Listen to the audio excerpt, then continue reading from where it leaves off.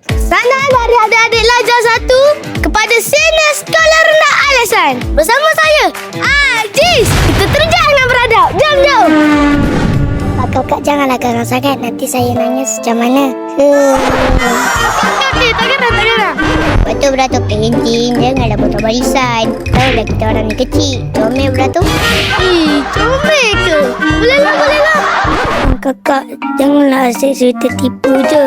Tak baiknya. Cerita apa tu?